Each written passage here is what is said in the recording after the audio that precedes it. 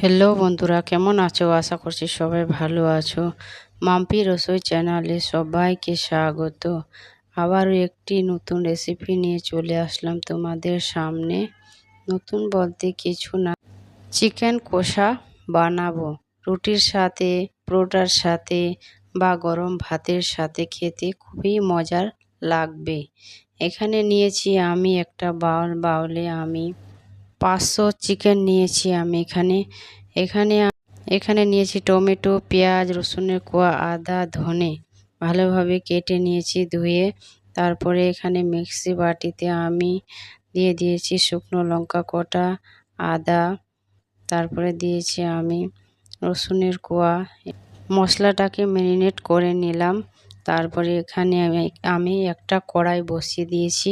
কড়াইটা 2 মিনিট গরম করে তারপরে হাফ কাপ তেল অ্যাড করেছি।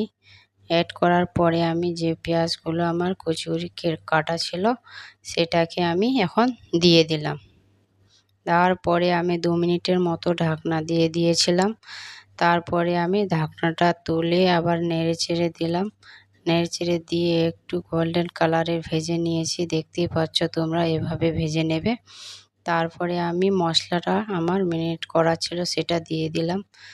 আমি এখানে টমেটোর কচি দেখিয়েছিলাম তোমাদেরকে, সেটাও দিয়ে দিয়েছি এখন।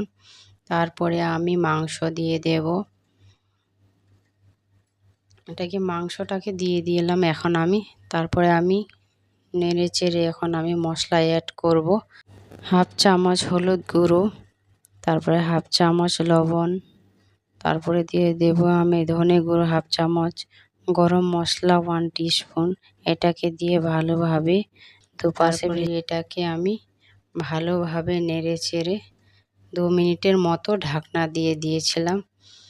তারপরে আমি ঢাকনাটাকে তুলে আবারও 2-3 মিনিট ভেজে, দেখতেই পাচ্ছ কীরকম কালার হয়েছে। বন্ধুরা, এরকম তোমরা রুটির সাথে, পরোটার সাথে বা গরম ভাতের সাথে খেতে পারো। আপুরা, ভাইরা, যে ভাইরা আমার বিদেশে থাকে এরকম বানাতে পারে। বেশিক্ষণ লাগবে না, 10-15 মিনিটের মধ্যেই হয়ে যাবে। তারপরে অ্যাড করব আমি ধনেপাতা অ্যাড করেছি আমি। এখন আমি আরও 2-3 মিনিট আমি 2 মিনিটের মতো কষে নেব ভালোভাবে। আমার কষানো হয়ে গেছে, তোমরা দেখতেই পাচ্ছ কীরকম হয়েছে, তেল ছেড়ে দিয়েছে মাংসটা। আমি এটাকে এমনি তুলে নেব, পানি অ্যাড করব না। আমরা এইভাবেই খাই, দেখতেই পাচ্ছ এরকম হবে। খুব সুন্দর হয়েছে মাংসটা, খেতেও দারুণ। একবার হলেও ঘরে বানিয়ে খাবে তোমরা। তোমাদেরকে যদি ভালো লাগে লাইক, শেয়ার, সাবস্ক্রাইব করে দেবেন বন্ধুরা।